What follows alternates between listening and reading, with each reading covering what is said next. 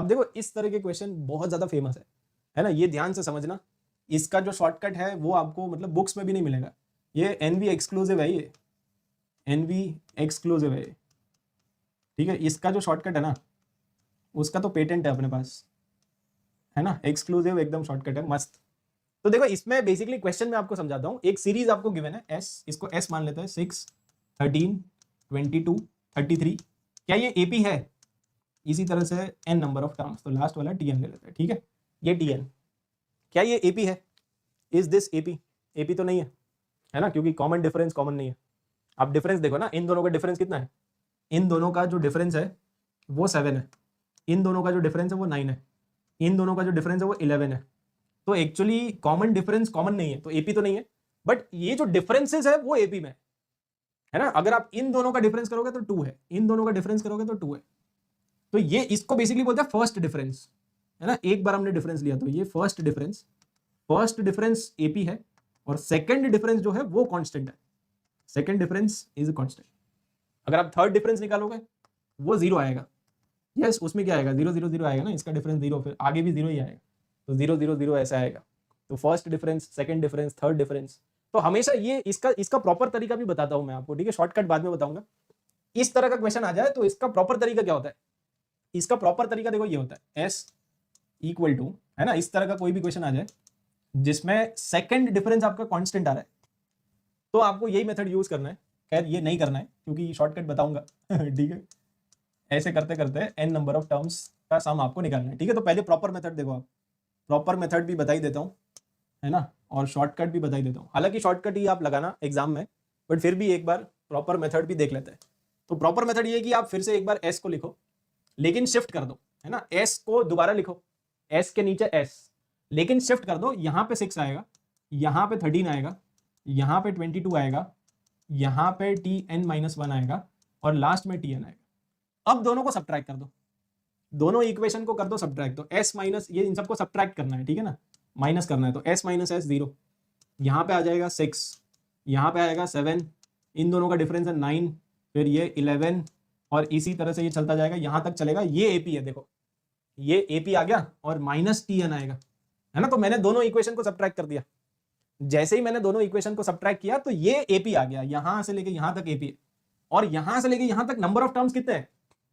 आप अगर ध्यान से देखोगे तो यहां से लेके यहां तक ये जो नंबर ऑफ टर्म्स है ये n है, n number of terms are there, क्योंकि हमने इसको Tn बोला है। तो यहां से लेके यहां तक ये कितने टर्म्स होंगे? n-1। भाई टोटल इधर से इधर तक n नंबर ऑफ टर्म्स है, तो ये एक टर्म हटा दो।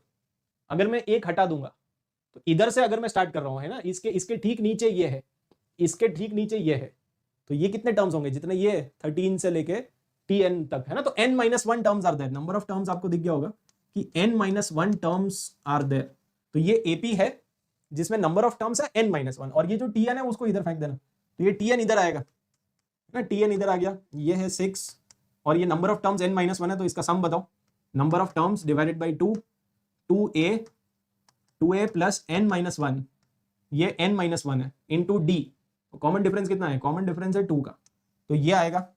फिर आप इसको सॉल्व करोगे, ठीक है, सॉल्व करेंगे तो n-1 इधर 2 से डिवाइड कर दो, तो 7 प्लस n-2। फिर आप इसको और थोड़ा सा सॉल्व करोगे, ठीक है, सॉल्व करते करते थक जाओगे लास्ट में, तब आंसर आएगा n², ये कितना है? ये बेसिकली है n+5 है ना, n+5, तो +4n आ रहा है, -5 आ रहा है, मतलब बेसिकली Tn आ गया n² + 4n, है ना, n² + 4n + 1, तो ये Tn आया। अब Tn आ गया तो अभी भी आपको Sn तो निकालना ही है, ये तो Tn आया ना, अब Tn आ गया तो इसका सिग्मा ले लो आप, तब Sn आएगा। सिग्मा मेथड, मतलब इसमें आप सिग्मा लगा दोगे ना, Sn अगर करना है तो उसके लिए sigma n² + 4 sigma n + sigma 1, तब जाके Sn आएगा, ठीक है। क्योंकि अपने को तो सम पूछा है ना, अपने को लास्ट टर्म थोड़ी पूछा है, अपने को ये पूछा था कि इन सबको ऐड करके बताओ कितना, तो Sn आपको पूछा है ना, तो Tn आने के बाद भी अभी Sn निकालना पड़ेगा, तो काफी लेंदी मेथड है, राइट। ये मेथड बकवास है।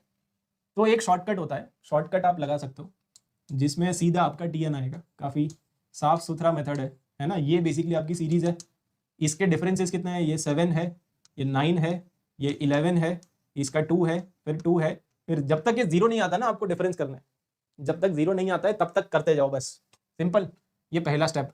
दूसरा स्टेप ये है कि ये जो लाइन है इसको देखो बस, आप यहाँ पे क्या है 6 है, फिर अगला नंबर कौन सा है 7 और अगला नंबर कौन सा है 2। तो आपको बस ऐसे लिखना है, डायरेक्टली आपका TN आएगा, है ना। एक काम करते हैं, रुको थोड़ा सा मैं शिफ्ट कर देता हूँ।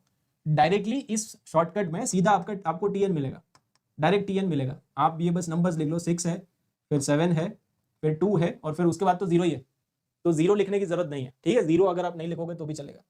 अब बीच में आप प्लस प्लस कर लो, इधर प्लस प्लस, ठीक है। अब ये वाला जो नंबर होता है इसको हमेशा आपको मल्टीप्लाई करना है n-1 के साथ, इसको कुछ नहीं करना है, ये सेम टू सेम इधर n-1 अपॉन 1 फैक्टोरियल, ठीक है। अगले वाले में आएगा n-1 n-2 divided by 2 factorial, और इसी तरह से चलता जाएगा। मतलब ये शॉर्टकट पर्टिकुलरली अच्छा इसीलिए है क्योंकि देखो यहाँ पे तो आपका जो थर्ड डिफरेंस है वहीं पे 0 आ गया।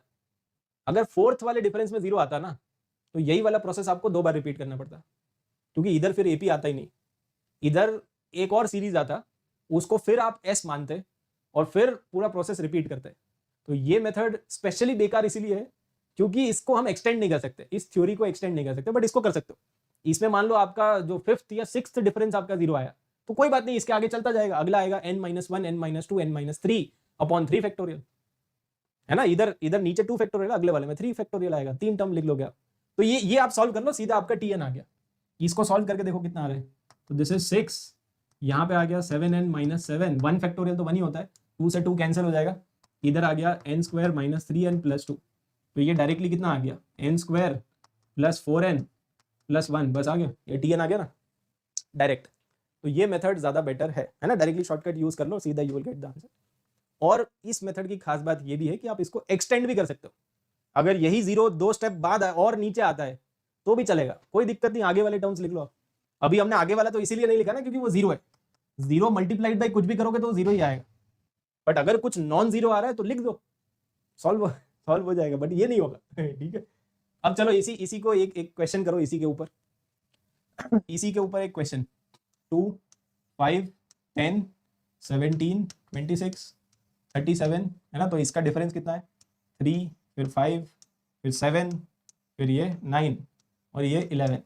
अब इनका डिफरेंस 2, फिर 2, फिर 2 और फिर 2, फिर 0 0 0 0 आ गया ना, तो 0 पे स्टॉप, जैसे ही 0 आ गया स्टॉप। और वैसे भी अपने को इन 4 से मतलब होता है बस, तो TN आएगा सीधा, TN कितना आएगा, यहाँ पे 2 है, जो अगला नंबर है उसको मल्टीप्लाई करेंगे n-1 के साथ, और जो अगला नंबर है उसको मल्टीप्लाई करेंगे n-1 n-2 divided by 2 factorial के साथ। तो ये और ये तो कैंसिल ही हो गया, यहाँ पे बेसिकली आ गया 2 + 3n - 3 और n² - 3n + 2, तो TN आ गया बस, n² ये कैंसिल, ठीक है, n² + 1 आ गया। और अच्छी बात ये है कि आप अपना आंसर वेरीफाई भी कर सकते हो, है ना। अगर आपको डाउट हो रहा है कि सर का जो शॉर्टकट है पता नहीं सही है कि नहीं, you can verify the answer. Verify कैसे करेंगे, आप n का वैल्यू 1 पुट करो, है ना। फर्स्ट टर्म कितना आएगा, n का वैल्यू 1 पुट करो तो 1² + 1, तो फर्स्ट टर्म ये आ रहा है। n का वैल्यू 2 पुट करो, 2² + 1 तो 5 आएगा। ये देखो ना, फर्स्ट टर्म कितना है 2, सेकंड टर्म कितना है 5, थर्ड टर्म कितना आएगा, थर्ड टर्म आएगा 3² + 1 मतलब 10 आएगा ना। तो देखो 10, अगला 17 16 + 1 वो 25 + 1 36 + 1 n² + 1, चमका, डायरेक्टली नहीं चमक रहा होगा बट अभी चमक गया। तो इसका जो जनरल टर्म आएगा वो ये आएगा। और अगर आपको पूछा है SN, तो SN होता है sigma TN, okay. SN is sigma और n² + 1, सिग्मा को स्प्लिट कर सकते हो तो सिग्मा n² + सिग्मा 1। अब सिग्मा n² होता है nn + 1 2n + 1 डिवाइडेड बाई 6 और सिग्मा 1 होता है n, ठीक है। तो ये आपका SN आ जाएगा। अगर SN पूछा है then this is the answer, अगर TN पूछा है तो ये मतलब nth टर्म पूछा है then this is the answer, और SN पूछा है तो आप उसका सिग्मा ले लो, सिग्मा ले लेंगे तो आ गया ना आंसर ठीक है।